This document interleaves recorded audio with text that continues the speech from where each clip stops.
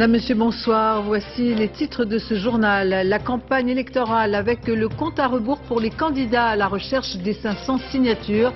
Les élus reçoivent depuis hier les formulaires officiels. Ils auront à se déterminer avant le 16 mars. 5 ans jour pour jour après l'enlèvement d'Ingrid Betancourt, mobilisation de sa famille et des comités de soutien en France, l'hypothèse d'une solution négociée pour sa libération est écartée à ce jour par les autorités colombiennes. Amandine a 25 ans, elle fut le premier bébé. Éprouvette française depuis la fécondation in vitro est devenue une pratique courante. Plus de 3 millions de bébés nés dans le monde grâce à la FIV. Un nouveau chef au firmament, une 3e étoile Michelin pour ce petit restaurant parisien conduit par Pascal Parbeau, 34 ans, une nouvelle génération en cuisine. Et puis les vacances de février, on est au plus fort de la saison et les stations devraient faire le plein cette semaine, du moins elles l'espèrent.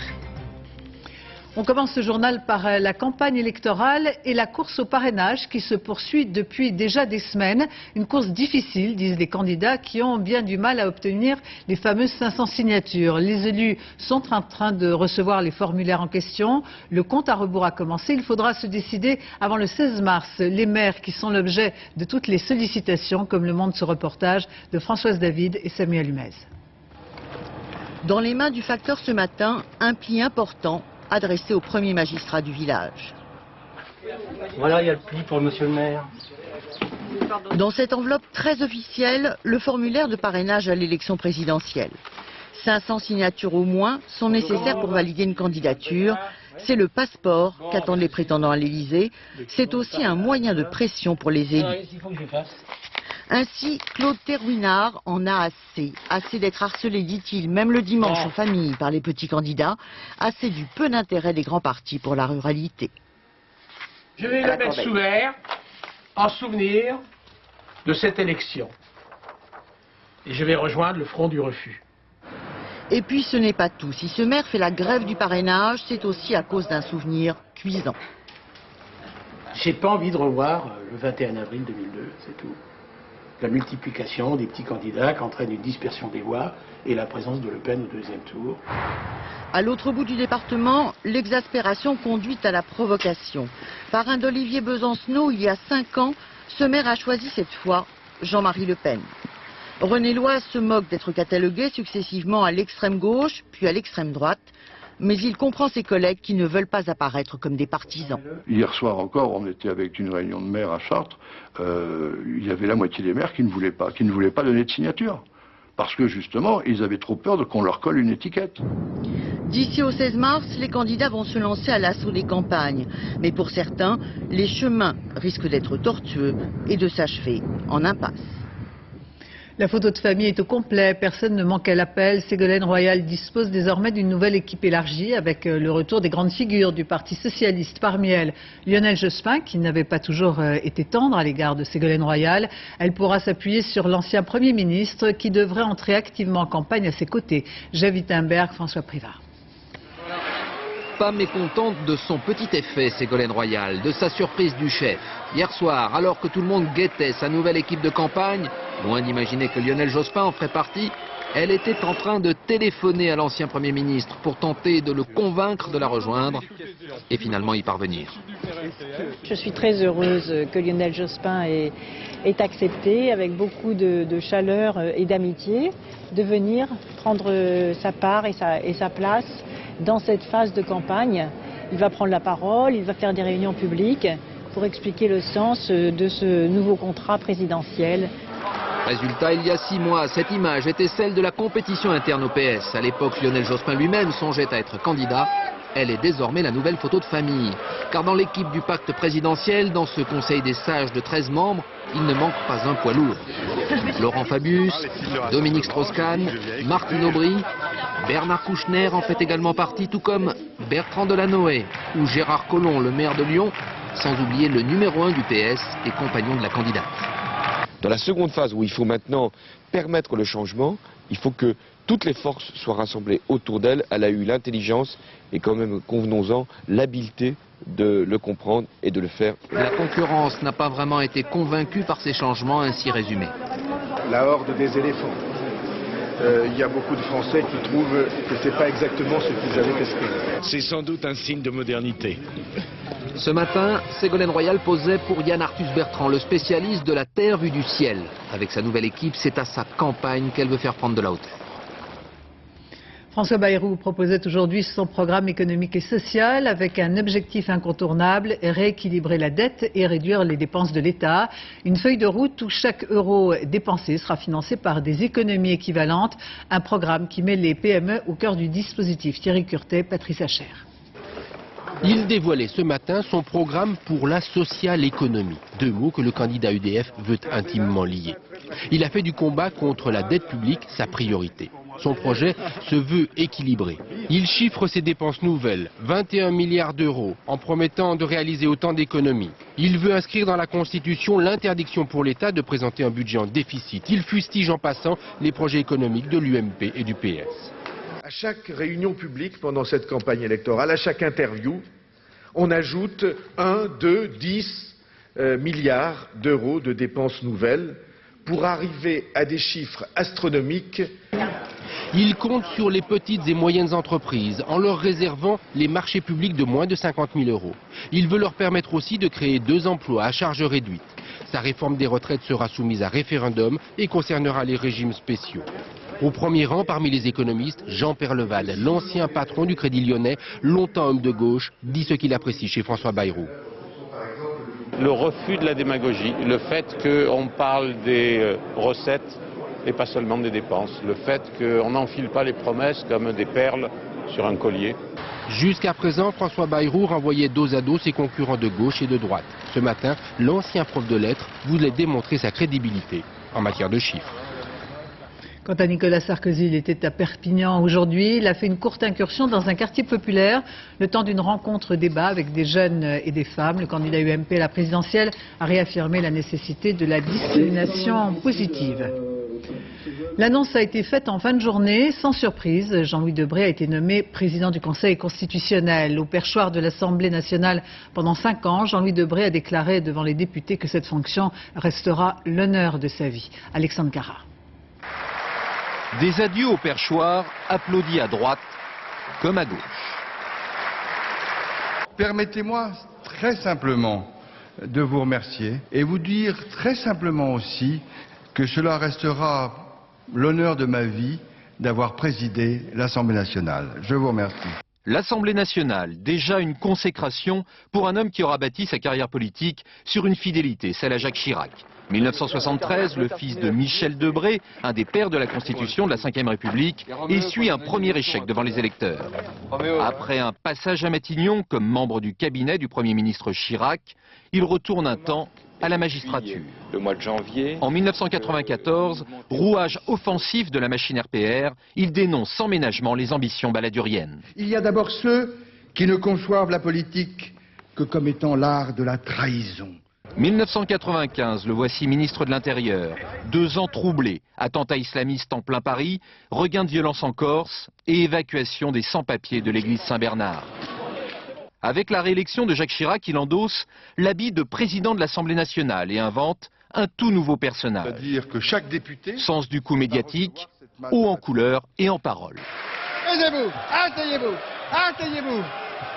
Après, la séance est suspendue et elle reprendra tout à l'heure. Et surtout cette amabilité avec l'opposition qui a le don d'exaspérer son propre camp. Monsieur Grametz, ne vous laissez pas interrompre. Non, je ne me laisse pas interrompre, monsieur. Il n'y a que moi qui peux vous interrompre. Tout à fait, monsieur le président. J'ai dit que ça allait bien quand c'était vous.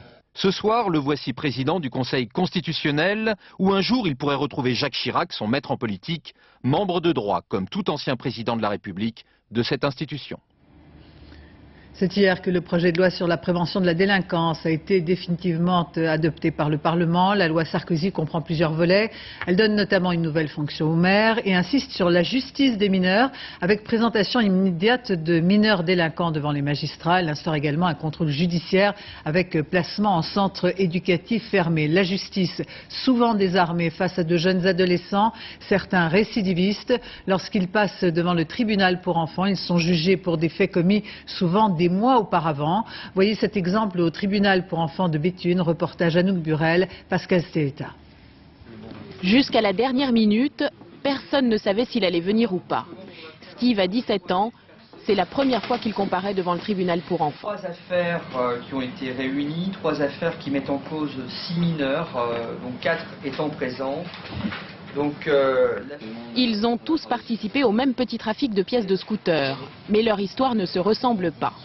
Le tribunal pour enfants, comme une petite cour d'assises, va juger à la fois des faits et de la personnalité de chacun.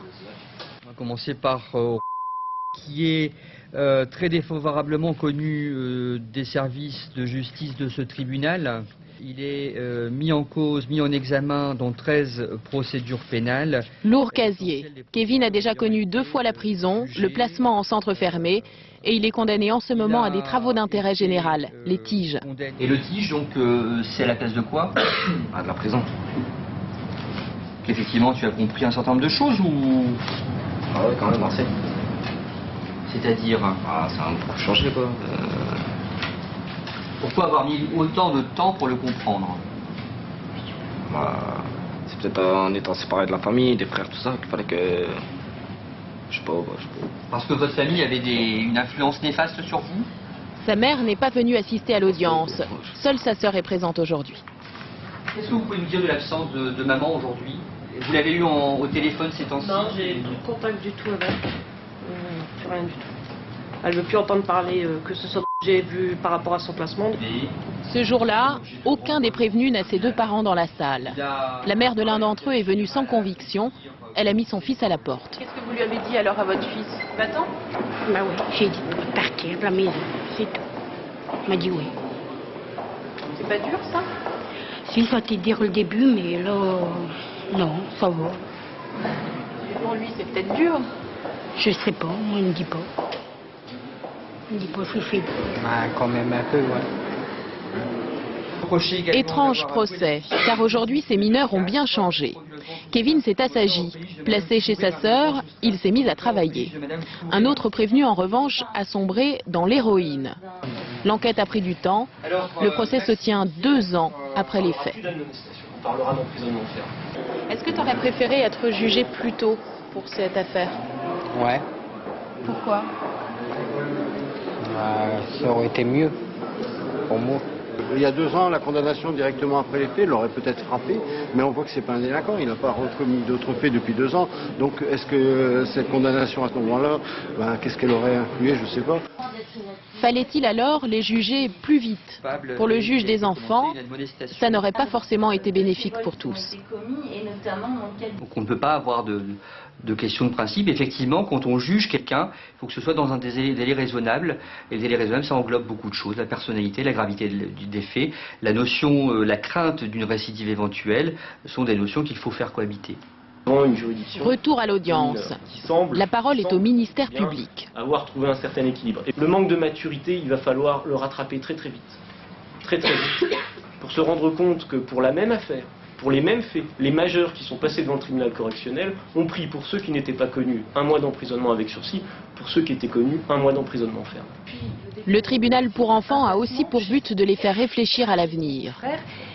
Ce soir-là, tous ont été condamnés à des peines de prison avec sursis assorties de mise à l'épreuve.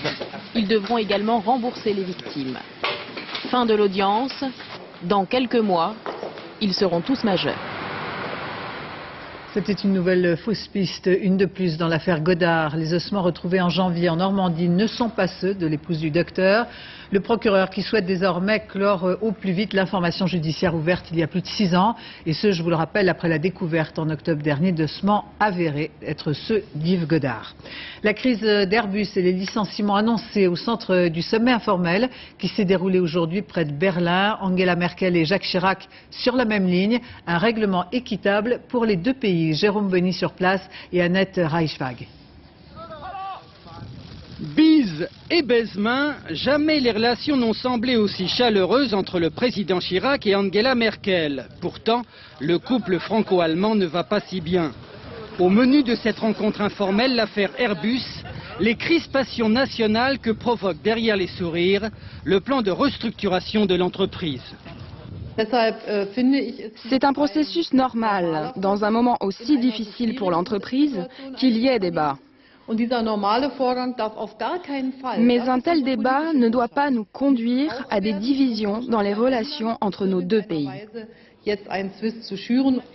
Le président et la chancelière souhaitent que leurs deux pays supportent équitablement les conséquences de la restructuration chez Airbus. Mais que, également, il n'y ait aucun licenciement sec, c'est une chose qui a été clairement indiquée, et aucune suppression de sites qui ne soit pas organisée ou compensée. Aujourd'hui à Meseberg s'est manifestée la volonté politique franco-allemande de soutenir Airbus et le souhait d'une sortie de crise avant le 9 mars prochain, date de publication des comptes de l'entreprise. En France, depuis un mois, les anciens salariés de Samsonite occupent leur usine. Ils veulent que le bagagiste américain qui a bradé l'entreprise à un sous-traitant et qui lui-même met aujourd'hui la clé sous la porte assume ses responsabilités. Les employés décidés à aller jusqu'au bout. Reportage à l'usine d'Hénin-Beaumont dans le Pas-de-Calais. Marion Pilas, Patrick Desmully. Ce matin, pour la première fois depuis 4 semaines, un interlocuteur en chair et en os pour les 200 salariés de Samsonite. Pas de chance, il a une mauvaise nouvelle à leur annoncer. Il n'y a pas de candidat au rachat de l'usine en liquidation. Il faudra donc tirer la conséquence de cette absence de repreneur en procédant à la fermeture définitive du site, ce qui ne veut pas dire qu'un repreneur ne pourra pas se manifester ensuite, potentiellement, y compris pour reprendre des salariés. Donc fermeture et plan social, c'est ça? Exactement. Renée Pontieux est une de celles qui mène la lutte depuis le début. Le coup est dur pour elle, mais elle ne baisse pas les bras. Il faut peut-être essayer, continuer quand même la lutte, parce qu'on mobilise quand même depuis le 29 janvier et on continuera à mobiliser. Les ouvriers de Samsonite occupent les lieux depuis un mois. Dans leur ligne de mire, la direction du groupe qui a vendu l'usine à un sous-traitant, dans le seul but de liquider l'activité. Tout ce qu'ils nous ont demandé, on a toujours essayé de le faire. On leur a donné, on s'est donné ici à 100%. Et maintenant, on nous a lâchés et on nous a trahis. Où trouver du travail maintenant? Tout ferme. Alors, le prochain numéro, 46. Dans l'usine occupée, les petites mains de Samsonite passent le temps comme elles peuvent. Le siège se poursuit. Avec leurs 20 ans d'ancienneté, elles demandent des indemnités de licenciement supérieures aux 4 000 € prévus pour l'instant. Ce soir, la situation semble bloquée au campement des SDF du canal Saint-Martin. Les enfants de Don Quichotte ont renoncé à déplacer les tentes. Les commerçants et les riverains du quartier affichent un certain ras-le-bol, alors qu'au fort de Nogent, qui a été réquisitionné, une centaine de places sont prêtes dès ce soir pour accueillir les SDF. Antoine Gaveau sur place et Mathias Barois. Drôle d'atmosphère aujourd'hui le long du canal Saint-Martin. D'abord, il est question de déménagement. Le campement doit se déplacer 100 mètres plus loin pour ne plus gêner les riverains. Quand on sort de là à 6h30, qu'on va chercher le pain, qu'on trouve tellement de gens dans la rue, et puis ils sont agressifs comme tout souvent, donc bon, c'est quand même dur, quoi.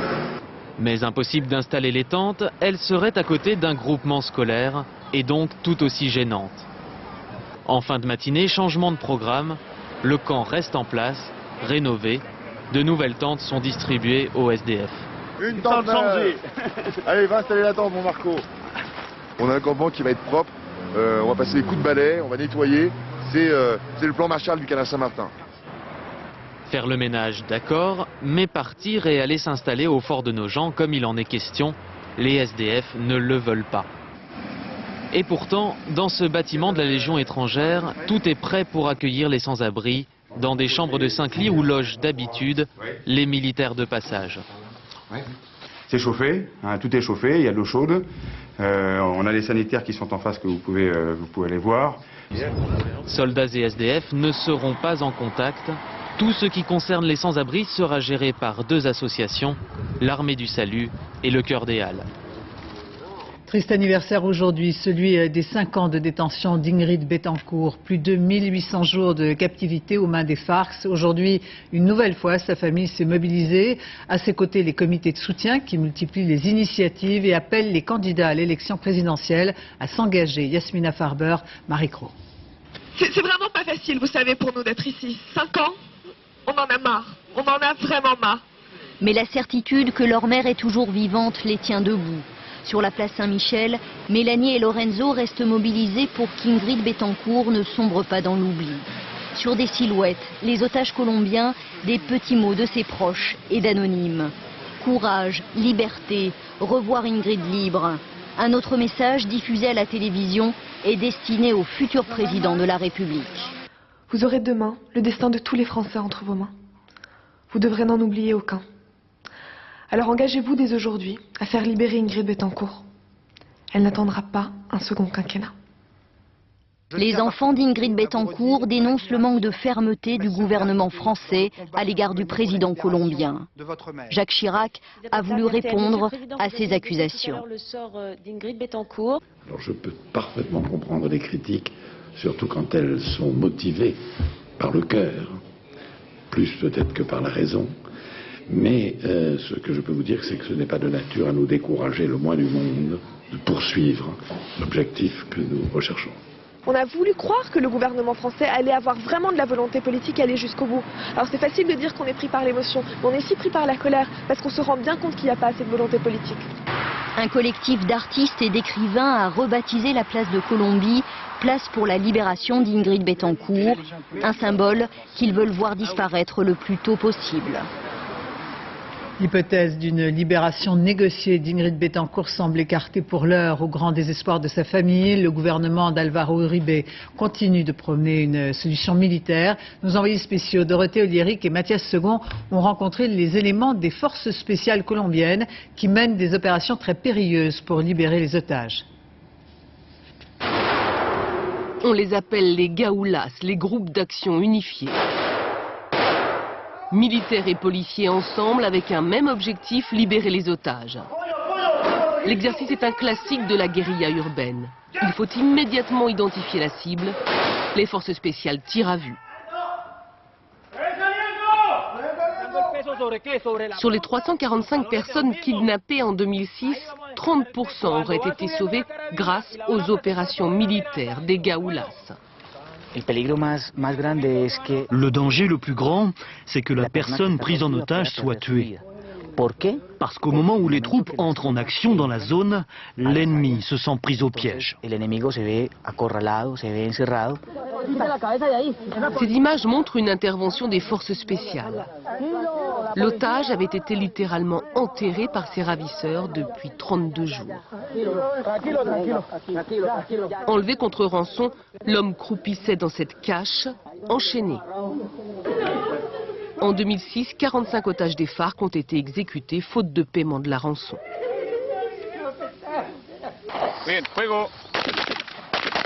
Nous sommes au sud du pays, sur une base commando. Ici, on forme l'élite, ceux qui mèneront des opérations militaires en milieu hostile, c'est-à-dire dans la jungle, et tout particulièrement contre les FARC.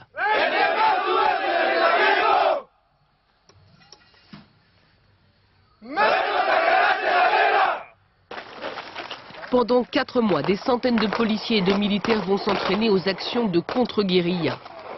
Tir au 9 mm avec une cible de 5 à 15 mètres. Ou encore, exercice de franc-tireur à balles réelles. L'excellence est requise, malgré la fatigue ou la chaleur. Pour cet exercice, on tire 3 cartouches. Les 3 impacts doivent être le plus proches possible les uns des autres, en plein cœur de la cible.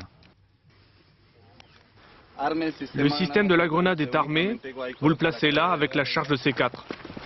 Experts en explosifs, ces hommes mèneront les opérations de reconnaissance avant l'assaut. Sur cette base d'entraînement perdue dans la jungle, il fait plus de 40 degrés et le taux d'humidité est de 100%. Ce sont les mêmes conditions que chez les FARC.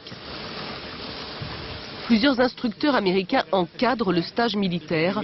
Ils se refuseront à tout commentaire sur cette coopération avec la contre-guérilla colombienne. Avant de lancer un assaut, il y a d'abord un travail de renseignement, d'intelligence. Ce travail permet de cerner exactement l'ennemi, d'analyser l'objectif, de voir combien ils sont, ce qui permet de minimiser les dommages collatéraux. Les commandos de la jungle répètent l'assaut inlassablement. La famille d'Ingrid Betancourt redoute tout particulièrement ce genre d'intervention qu'elle considère à haut risque. Le lieu de détention d'Ingrid Betancourt aurait été localisé très précisément au moins une fois. Et des groupes de commandos comme ceux qu'on voit qui s'entraînent derrière moi auraient même approché le campement, mais toutes les conditions n'étaient pas réunies pour libérer l'otage. Les ambitions nucléaires iraniennes à nouveau sur le devant de la scène internationale. À Vienne, le directeur général de l'AIEA, Mohamed Al-Baradei, ne veut pas fermer totalement la porte et rompre toute négociation. Il espère faire entendre raison au président iranien qui, malgré l'ultimatum de l'ONU, réaffirme qu'il poursuivra son programme nucléaire. À un mois du nouvel an iranien, voyons comment la population envisage la possibilité de nouvelles sanctions et les rumeurs d'une attaque américaine. Reportage de nos envoyés spéciaux Jean-Marc Ilouz, Olivier Robert. Au cimetière des martyrs de la Grande Guerre contre l'Irak, les menaces qui planent sur l'Iran sont dans tous les esprits. Dans ceux de ces femmes qui, autour d'un pique-nique, viennent partager le souvenir de leurs disparus. Le fils de Choukoufé est mort à 14 ans, mais elle n'a pas peur d'un conflit avec l'Amérique. Mais non, il n'y a pas de quoi avoir peur. Nos jeunes sont pieux et courageux et s'il le faut, nous les femmes, on se battra. Parmi les 400 000 morts de la Grande Guerre, les deux frères d'Ahmad. Il vient chaque semaine chercher ici un peu de sérénité auprès d'eux. Demandons à Dieu qu'il n'y ait pas d'autre guerre. On a perdu trop des nôtres. Mais s'il le faut, on défendra notre pays et nos familles. Mais à moins d'un mois de Nowrouz, le nouvel an iranien, inquiétude n'est pas crise. Au grand bazar de Téhéran, les clients sont là, ou plutôt les clientes, au rayon produits de beauté. Voilées, oui, mais pas moins coquettes. Cette année, les affaires sont plutôt calmes. C'est cher, tout est très cher. Cette année, on vivote. Il n'y a pas d'argent. Sans parler des chèques en bois et du chômage. On fait moins bien que l'année dernière. Les ventes ne sont pas terribles cette année. Les prix ont encore augmenté avec les sanctions et les gens achètent moins. À 1h30 d'embouteillage de là, au nord de Téhéran, l'insouciance n'est parfois qu'apparence.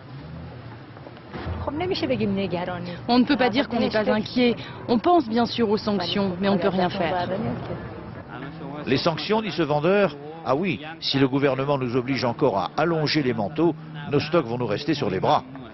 Des veilles de fête un peu tristounettes, des Iraniens qui, à l'inverse de leur président, ne rêvent guère d'en découdre avec le grand Satan américain, mais qui se mobiliseraient comme un seul homme, toute classe sociale et toute tendance politique confondues, si d'aventure l'Amérique levait le petit doigt sur leur terre natale.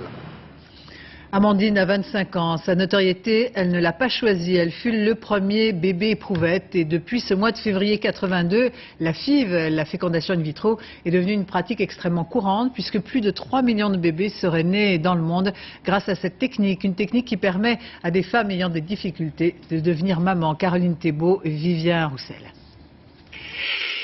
Premier cri du premier bébé éprouvette français. Amandine, 3,4 kg, 51 cm, ou le début de la fécondation in vitro. Depuis ses 1 an, l'enfant miracle, comme on l'appelait à l'époque, souffle ses bougies loin des caméras. Cette année, elle est en Amérique du Sud. Amandine, c'est un exploit, mais aussi une polémique, explique un de ses pairs scientifiques 25 ans plus tard. Il y avait une opposition religieuse, surtout au niveau du Vatican, qui a même interdit à certains nombres d'hôpitaux de pratiquer cette technique. Puis il y a aussi des oppositions en disant mais où est-ce qu'on va? Est-ce que c'est pas les apprentis sorciers? 4 ans avant Amandine, une naissance avait déjà fait beaucoup de bruit. Louise Brown, premier bébé éprouvette de l'histoire, elle est britannique. Depuis, 3 millions d'enfants seraient nés dans le monde grâce à cette technique. Technique qui s'est affinée, moins de jumeaux ou triplés car moins d'embryons implantés et surtout des solutions à l'infertilité masculine. Nous pouvons maintenant soigner les hommes avec très peu de spermatozoïdes grâce à des techniques de micro-injection en sélectionnant les spermatozoïdes et les injectant dans les ovocytes. Mais la fécondation in vitro a ses limites. 49 000 tentatives en 2004, 11 000 naissances, soit 22% de réussite. Ce couple a vécu 8 échecs avant d'avoir Eléa. Comment on demande? S'il te plaît. 10 ans d'attente, un traitement lourd, beaucoup d'espoir déçus avant ce grand bonheur. Même si c'est vrai que c'est pas moi qui subissais tous les traitements médicaux, mais c'est vrai qu'on était à deux à vouloir un enfant et c'est vrai qu'on était à deux à souffrir de tous ces échecs. Pour eux, un progrès reste à faire. L'accompagnement psychologique tout au long de ce parcours d'aide à la naissance. Je t'aime de tout mon cœur. Oh, moi aussi je t'aime de tout mon cœur. On passe aux vacances de février. Côté tourisme, on est au plus fort de la saison et les stations devraient faire le plein cette semaine. Du moins, elle l'espère, comme ici en Savoie, à la Toussuire, dans la vallée de la Maurienne. Denis Sébastien, Thierry Simonet. On va prendre la piste rouge, alors surtout interdiction de faire du chasse-neige, hein. Que du ski parallèle. Ok tout le monde? Dernière leçon de ski pour ces enfants dont les vacances s'achèvent. L'heure de mesurer les progrès effectués et pour certains peut-être de décrocher quelques étoiles. Il y a l'étoile de bronze, peut-être la 3e étoile, Sarah. C'est pas fini, hein, il y a encore une demi-journée à faire, hein. Peut-être la 3e étoile. On va mourir, quoi. Lui, la première étoile. Et ouais. S'il y a bien une étoile dont tout le monde a profité, c'est le soleil. Il aura fait souffrir la neige, un peu, mais dans l'ensemble, avec plus de 80% du domaine ouvert, les conditions de ski sont jugées satisfaisantes. Le top. On était venu déjà avec une angoisse, on pensait qu'il n'allait pas avoir de neige. Eh ben non, il y en a. C'est trop de la balle. Ça veut dire quoi? C'est super. C'est trop bien. On est en vacances, c'est cool quoi. On n'a pas envie de rentrer chez nous. La foule des grands jours pour un mois de février qui représente 40% du chiffre d'affaires de toute une saison. Remontées mécaniques et services des pistes se battent nuit et jour contre le déficit de neige. Ça nous demande, nous, au niveau des remontées mécaniques, un gros travail au niveau du damage, parce qu'il faut aller chercher la neige, la travailler, et puis aussi en termes de sécurité, donc au niveau du domaine skiable, une forte présence sur le terrain. Rattraper le terrain perdu en début de saison, voilà l'objectif pour beaucoup dans la station. Et la semaine qui vient de s'écouler est encourageante. Les restaurants, par exemple, ont enregistré leur plus belle journée depuis longtemps. Ça va, il y a un peu de monde, ouais. Comme ça nous permet de courir un petit peu, on perd du poids. C'est bon pour le régime. Bientôt, ces skieurs laisseront la place à d'autres, chassés-croisés oblige. On attend encore du monde, la station affiche de nouveau pratiquement complet la semaine prochaine. Un nouveau chef au firmament, une 3e étoile Michelin pour ce petit restaurant parisien conduit par Pascal Barbeau, 34 ans. Une nouvelle génération en cuisine dans ce bistrot sur mesure qui n'accueille pas plus de 25 clients. Marie-Pierre Samitier, Delphine Parek-Miller. Un conte de fées au pied de la Tour Eiffel, dans un petit coin de Paris. C'est un minuscule restaurant où il faut réserver bien à l'avance. Ce qui ne dérange pas l'associé du chef, nouvellement étoilé. En fait, c'est vrai qu'à une date fixe, on va ouvrir les réservations pour les 2 mois qui suivent. Donc là, en l'occurrence, début février, on a ouvert les réservations du mois de mars et du mois d'avril. On ne peut pas grandir pour avoir plus de 25 couverts? Surtout pas. Car si la salle ne fait que 115 mètres carrés, c'est volontaire. On veut y servir du sur-mesure. Le jeune chef, Pascal Barbeau, voit tout en tout petit. La taille de la cuisine, par exemple, 25 mètres carrés. Au fourneau, ils sont à peine 7 ou 8. Mais désormais, avec les 3 macarons du guide Michelin, il va falloir voir les choses en grand. Déjà, on l'appelle de New York et du monde entier. Volonté d'ouverture, envie de tout dépoussiérer, le guide a ainsi récompensé un chef d'à peine 34 ans, au principe très modeste. Je pense que c'est un message fort, justement, c'est très intéressant, très important pour tous les jeunes, pour les gens qui veulent s'installer, puisque ici c'est un restaurant où il n'y a pas de couvert en argent, on n'a pas fait d'investissements colossaux, c'est vraiment, tout est basé, si vous voulez, sur les produits, la qualité. La qualité, justement, il la vérifie en goûtant tout ce qu'on lui livre chaque matin. C'est de noisettes. Celle-là, elle est vraiment très, très marquée noisette. Tout ce qu'on achète le matin est consommé dans la journée. Pas de stock. Pascal Barbeau applique la philosophie de celui qui l'a formé, Alain Passard. Résultat, la soupe de parmesan, veloutée de céleri et crème de truffe. Livrée il y a 3 heures. L'objectif, c'était un pacte entre potes quand on a ouvert le restaurant avec Christophe. Le but du jeu, c'était, parce que quand même, c'était une étoile Michelin en 5 ans. Le défi a été plus que relevé. 3 macarons en 6 ans seulement, avec un menu à partir de 70 €. Bref, toutes sortes d'exploits qui méritent d'être remarqués. On passe au sport en football pour les 16e de finale de la Coupe de l'UEFA. 2 clubs français se sont qualifiés. Le PSG avec 2-0, comme au match aller face aux Grecs de l'AEK d'Athènes au Parc des Princes, avec des buts de Frau et Mendy. Et puis Lens qui a fait match nul face au Panathinaikos a confirmé sa victoire aller. L'équipe l'avait emporté 3-1 la semaine dernière. Musique avec Tété, l'un des chanteurs les plus atypiques de la scène française, une voix singulière, des chansons écrites comme de petites fables. Tété qui vient de sortir son 3e album, Olivier Lenouza, Mathieu Birden, Mathieu Drejoux. Un jour, il a quitté Saint-Dizier et depuis, il passe son temps sur les routes de France.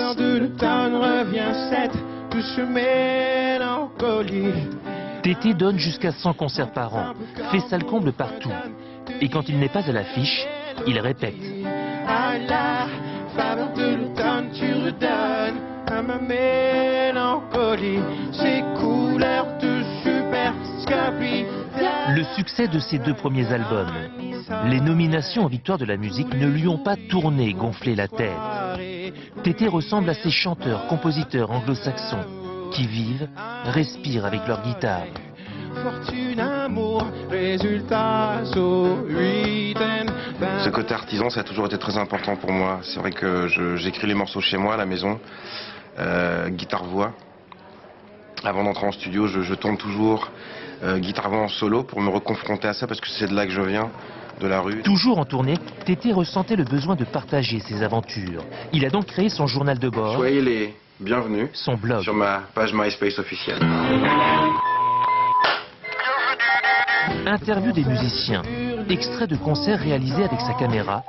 Mesdames et messieurs, bonjour. Mis gratuitement à la disposition du public. Chaque fois qu'on arrive dans une salle, en fait, je réalise un petit reportage un petit peu comme ce que vous êtes en train de faire, où je filme les lieux et où j'interviewe chacun des acteurs de la salle. Parce que je pars du principe que les gens qui parlent le mieux de ces endroits-là sont ceux qui les font vivre. Né à Dakar, Tété ressemble aux conteurs africains. Ses chansons sont autant de petites histoires qui évoquent la solitude, le déracinement.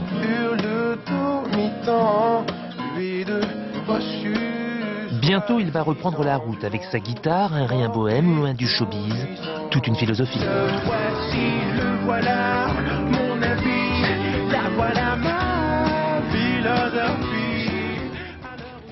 Ainsi se termine ce journal. Je vous remercie de votre attention. Tout de suite, la météo d'Isabelle Martinet, suivie du point route de Philippe Salsicia. 20h50, une soirée de polar avec PG, avocat associé. Quant à moi, j'aurai le plaisir de vous retrouver demain à 13h. Excellente fin de soirée sur France 2.